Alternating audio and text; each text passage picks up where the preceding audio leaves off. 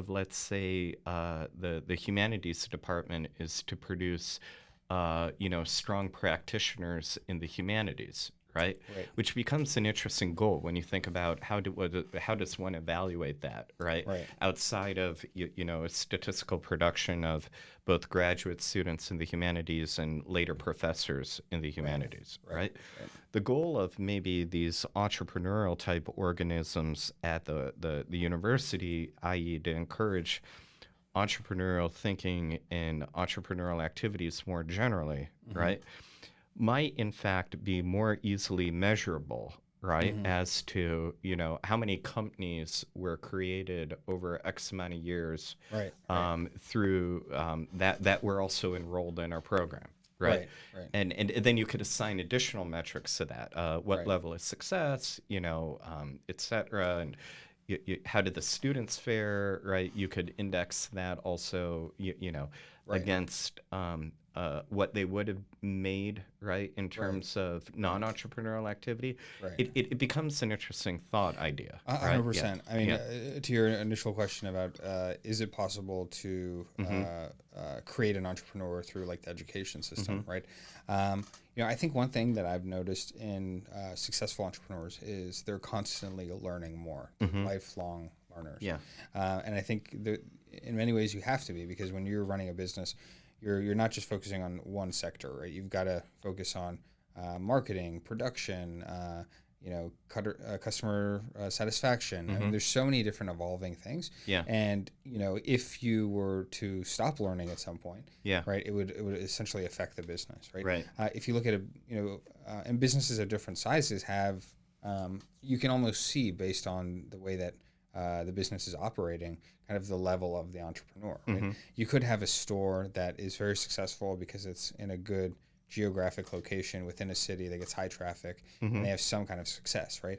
But that the entrepreneur then has a tested model. They could do many things with that, right? And it depends on their propensity for risk, where they are in their life, right? Somebody at 80 may not say, I want to create a franchise model and then go to franchise conferences and create these internal systems, right? Versus someone who might say, be younger, but say, I don't want to change anything. I want to continue to make the X amount that I'm making.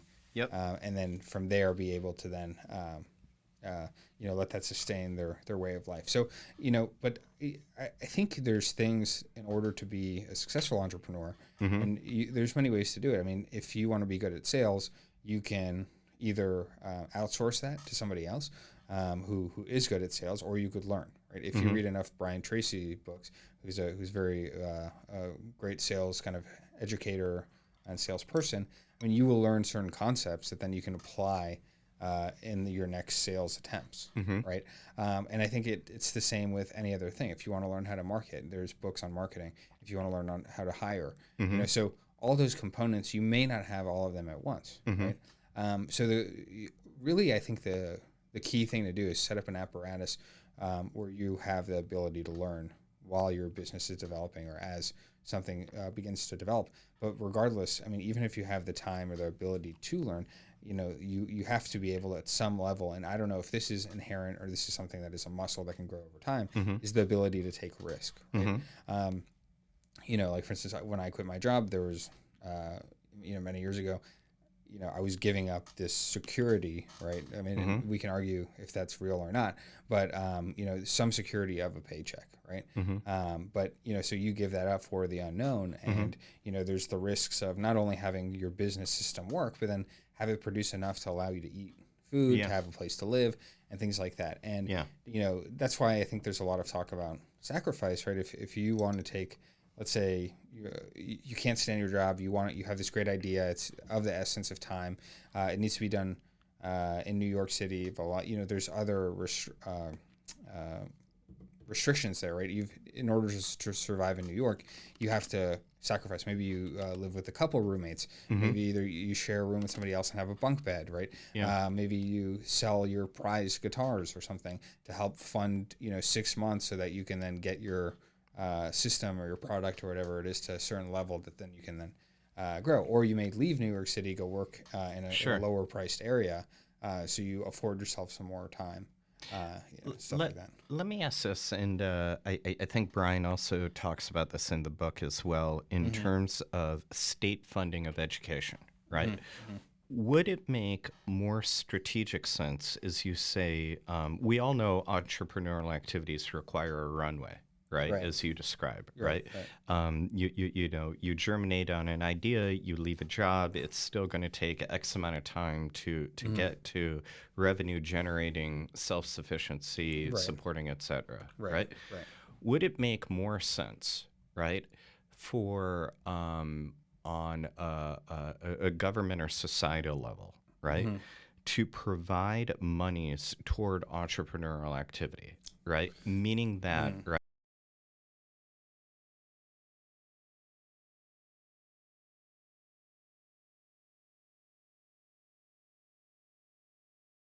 right, you open an LLC, right? And by the way, these monies can be indexed in a couple of different ways, right? Okay. You know, through my own, you know, company, et cetera, you know, you're forever accruing a tax liability, right? Now, that doesn't necessarily mean you really made any money, right? Or any money that you're not, at least initially, just solely reinvesting back into the organization, Right. right?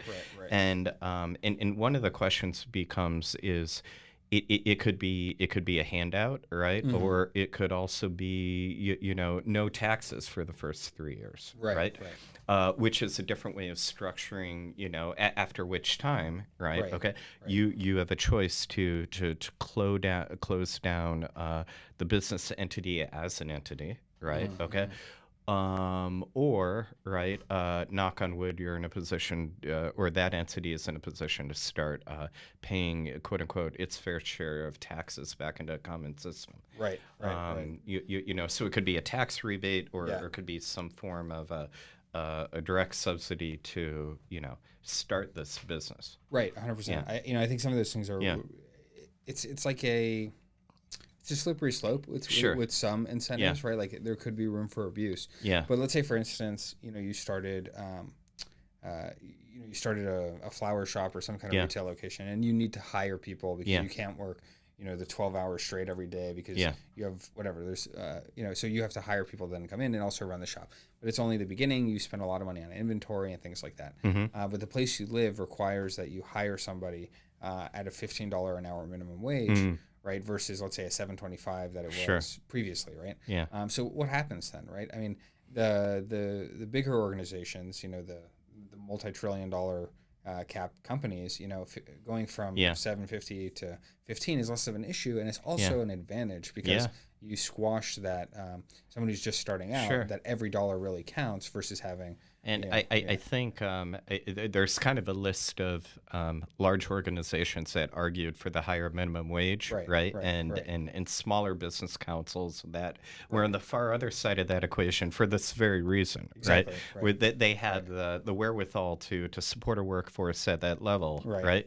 But the local mom and pop, quite frankly, can't. Right. Yeah. Yeah. So there's a few parameters here, right? So if you had, let's say, a company that was just getting started, and you had to hire people, what would it do? It would affect your pricing, so you wouldn't be able to be as competitive with some of these larger organizations that can in fact lose money in certain ventures, right? Like there's some companies that will have, like Amazon, for instance, AWS, which is highly profitable, makes up I think about 40% of their business, but creates much more cash flow, allows them to then lose money on sales and things of that nature.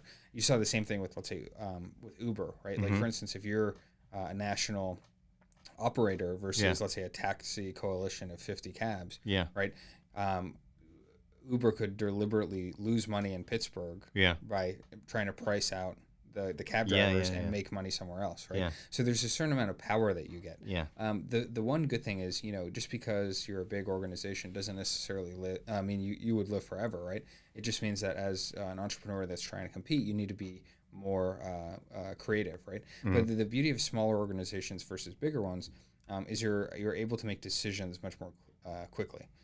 So, you know, if things change, like for instance, if you were developing you know, something in a fast-moving technology like the metaverse or crypto or something like that, and it had to go through, you know, a 3-week delay of approvals within a larger organization, versus, you know, a couple of people coding right? And just making those decisions instantly, right? And that's why you see a lot of these larger companies that are acquiring smaller, tech companies that have proven some kind of system, and sometimes it may just be a slight improvement to one feature within their larger thing, right? And it just they're saving the time that they would know it would take them to do that internally to create something like that. No, understood. But still coming back to the question of the government at a societal level is very involved in student loans, right? Should it in fact be also involved in entrepreneurial loans? And what would be the greater ROI maybe at a societal level? I think it's an interesting question to think about. Right. What's interesting about that is you do have programs like the SBA, Small Business Administration. Right? So, and you're able to get loans through that, and it's a little more lenient. And there's a variety of resources there that you can access as well. But what's interesting is if you were to go and say, I want to get a $250,000 loan for an education, there's no, the approval process is much more lenient. Right? Should the government say, if you want to go and get a job that historically only pays $30,000 a year, we are not going to issue that, or back a university that would charge that much. Right. Like there should almost be a cap, right? Like you should be able to pay back your student loans within a certain time frame. Right. And if it's not possible, then maybe it should be not offered. Sure. Or and the thing is, the market is going to pay what something is worth. Sure. Right. So, to some degree, I guess the issue is you have the government that is backing these higher tuition prices, and the organizations that could, completely, there's no way they're going to lower it. It's only going to go higher unless there's some kind of intervention. But it's totally backed by the government, so why would you lower it? There's no incentive there. No. The weird thing too is it's like these are for-profit organizations, right? You have, Harvard. I think that has an endowment of like $14 billion, right? If that was managed even like relatively I think fine. It's a little more than that. We can look up the number. Okay. Yeah, I think it's more. I mean, all the other ones, Princeton, Yale, I mean, they have very big endowments because there's a lot of successful people that come out of those organizations, and sometimes they leave their net worth, to them when they pass away or whatever it might be. But so, I mean, at what point does an endowment get big enough where you can say, we will completely reduce our tuitions? I don't think as the endowments grew, the tuitions reduced. But in some ways, though, it's funny you say that because we actually have seen select examples of that moving in the so for example, I believe NYU no larger charges for their medical school, right? To get in is to have full freight, right? And off the top of my head, it'd probably be better to look it up, but I can think of a number of schools that, particularly again on the medical school dimension, right? They've waived the tuition, and why have they done that? And particularly, why have they started there? Because going back to kind of what we said earlier, it almost seems kind of ironic when we think about a doctor being a high-paying profession, et cetera, right? What they've actually found is to attend medical school in very expensive urban areas and in very expensive tuition dollars, right? I myself, having done a few courses at NYU, I think they're on a per credit basis are actually one of the most expensive universities, right, in the United States, in fact, and continue to be so. The issue is to lever up and take on the requisite amount of student debt, right, for medical school in particular, right, then requires, right, you go on to another environment that allows you to pay that back, right? Now, where are those environments, right? Well, if you come out of NYU Medical, right, maybe you go to DC, maybe go to select other metros in the United States, but there are not that many of them, right? But where is there, in fact, a doctor shortage, right? There's a doctor shortage all over America, right? But more often than not, it's not necessarily a prejudice to any of these areas. It's a financial reality of said students graduating and they don't want to be in the rural part of state X that they can barely afford the premium on what needs to be paid back on what they came with, right? And can't get a house, etc. Right? So that's the reason you know, the endowments have kind of pushed in this direction. To other directions, it kind of is an interesting question, though, right? Yeah, and you know, I agree. It's interesting. With doctors, it's you know, they're actually probably the more well suited to pay back their loans, right? Because let's say you do stay in a metro area. Sure. And by the way, but not everybody can, though, right? Because the sheer demands of those areas, right? Well, it's a more desirable area to begin with, right? Okay. So, and also inversely, America as a nation needs doctors in select places where, you know, not saying any of these places are undesirable, but maybe these are not the places where there's 1,001 applicants, right? If you will. Right, 100%. And I think, Yeah. I think there, it kind of regulates itself, right? You will, let's say you make 300,000 working in New York City, but you go to X state where the cost of living is much lower. You're making half the amount, but your cost of living is almost the same because you may even have a bigger house or, you know, more other beneficial But things. you still have a New York City student loan. Right. Yeah. So, but you know, let's play this out, right? Let's say you're in New York City and you're making 300 now, but you've spent the last 8 years essentially paying 300 in student loans, or you have a student loan that accumulated 300,000, but you've lived because you didn't have an income on much less, right? You could use those first few years of you making that $300,000 yearly income as a new doctor to then pay your student loans within the first 3 years, right? And I think the issue becomes... At which location? Let's say in New York, or let's say we're somewhere else, it would be more difficult, right? You might have to... Exactly. Right. I'm just highlighting the latter scenario. No, right? no, yeah, 100%. Agreed. Yeah. But no, I mean, that in itself is an issue. I'm not sure exactly what the salaries in New York versus some other state are. So kind of... But like, let's think about a less fortunate as far as income and payment. You know, what about the some of the jobs that are only paying 50 to 70,000, and it's very like incremental as it grows over time, right? And you have to then pay back this student loans with high or whatever interest, and I mean it's almost like a certain type of slavery, right? Because you know, let's say for instance you are you have some idea or some kind of thing where you want to quit your job so that you can then pursue something, and maybe you're the best suited person to do this because you just have an insight and you see things in a certain way. And now you're restricted because of your student loans from doing that. So that really kind of kills creativity and entrepreneurship and things of that nature, right? So I think that's maybe the more terrifying thing. And that's kind of been brought up, right? That are in fact we losing certain sets of entrepreneurs largely by the availability of startup capital, right? Now you would have some people push back on that, saying you know the classic, where there's a will, there's a way, right? But there and again, that still becomes further problematized. You know, certainly at later life moments, you know, family moment or, you know, ailing parents or maybe even having a medical condition yourself, right? Wherein you require, you know, employer health insurance, et cetera.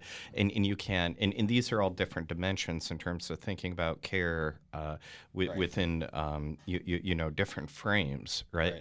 That may in fact be a drag on entrepreneurial activity. One thing that I think was assumed that maybe we need to tease out a little bit, and Bryan does in his book, right? Okay. We talked earlier about art history as a major, and art history is usually brought up as that quintessential, not quite underwater basket weaving, right? Which is actually offered, I believe, at 4 or 5 states within the United States, right? But it's usually brought up as that quintessential placeholder of it's quite an expensive degree, right? Okay.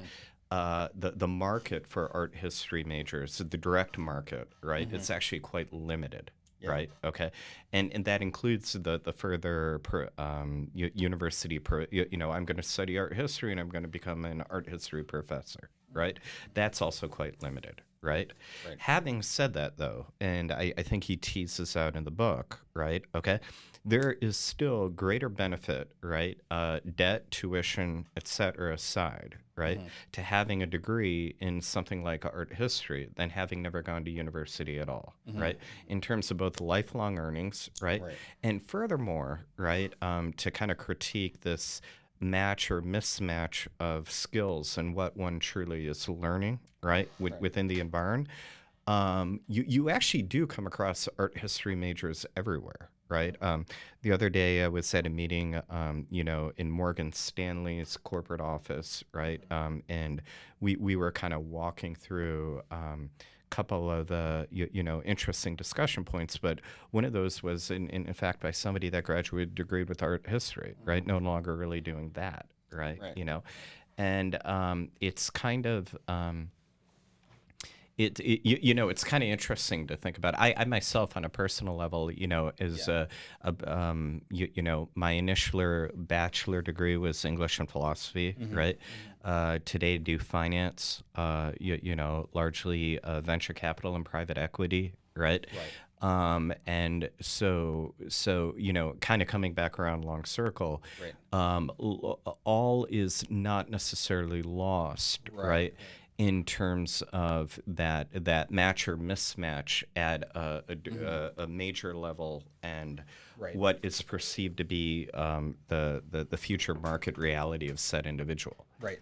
Yeah. One thing on that. So Sure. I think that talks to Brian's point about having a degree versus not having one at all indicates that you have essentially conformed to some degree. You've successfully gone through certain steps to achieve that, which depending on where you end up and what the job requires, that may be desirable by the employer. Right. But, I think it gets back to the main thing, whereas, how is there a certification? Going through that gives you certification that you've gone through a certain amount of steps successfully to then end up at their door versus someone who walks in with a mohawk and, a GED, even though they may have, finished it sooner, they never did any other education or anything like that. So, I mean, there's also like a culture that you develop in colleges and stuff like that that are, relatable to people, right? Like, let's say you were part of a fraternity or sorority and you walk in and the person who is going to hire you is in that same fraternity or sorority. Or on the other end, maybe it's the rival. Right? And then that works against you, even though you're totally, even though I'd say more often than not it doesn't. Right. Yeah. So I mean, I think there's a lot of it's interesting, right? There's many different levels to it. I think one of the big things we talked about was the certifying you as having any credential, right? That is, I think, a big barrier for somebody who doesn't have the capital or want to go through and get student loans. That's a big barrier, right? So in the future, I think if there's a way, and this manifests itself maybe in some of the ways we talked about earlier, but if there's a way to create certification of knowledge without the current system that is the certifier today. So I think that's when we'll start seeing some interesting things. I think a lot of this will come into question.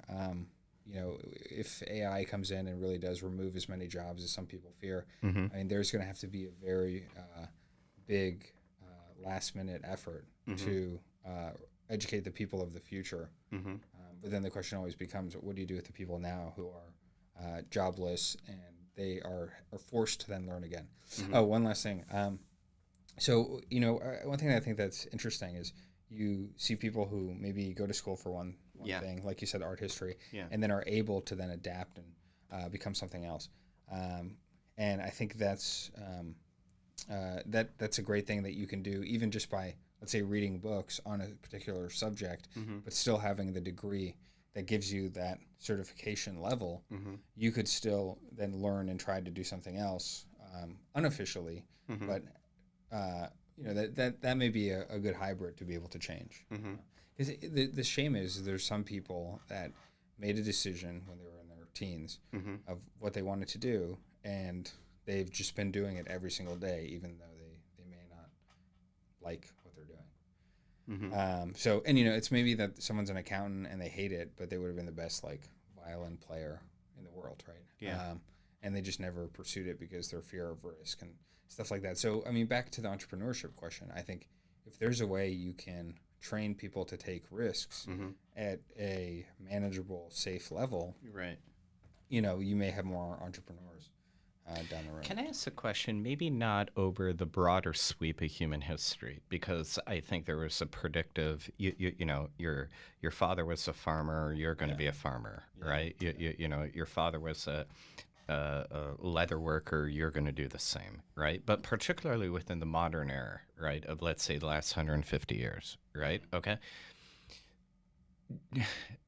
Do people truly know where they kind of end up, right? Like, I understand as a kid, what do you want to be? I want to be an astronaut. I want to be a fireman, right? These sort of things. And then you mentioned even at the adolescent level, sure, right? But I would actually find far and few between, right? Truly what they said they were going to be at 15 is kind of what they ended up being at 25, which is what they ended up being at 50, right? Unless you feel otherwise. Intuitively, and it's hard to say, I'd have to, because some of it is anecdotal, right? I mean, honestly, I mean, the only people that sometimes fall into that category is when I think back to high school, when I had friends that say, I want to be an accountant, they in fact became an accountant, right? To everybody else, I heard a bunch of different things. None of those people became any of those things, right? If you will, right? Well, just a thought, right? Yeah. I would put it like this. This is a good saying, right?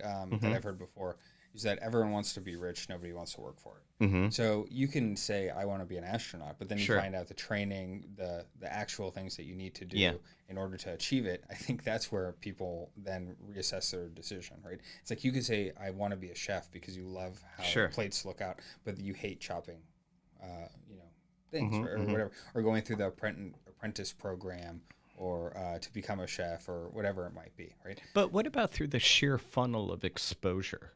Right? Meaning that, like, for example, I work in venture capital and private equity, right? Okay. In high school, I didn't know what these things were, right? Which is not to say I wasn't trying to read as much as I could read, et cetera, right? But even the ability to imagine what my day-to-day would be and how that contributes value to society in terms of, the promotion and development of businesses and people and et cetera. Particularly on the growth equity level, which is what I do. I don't know.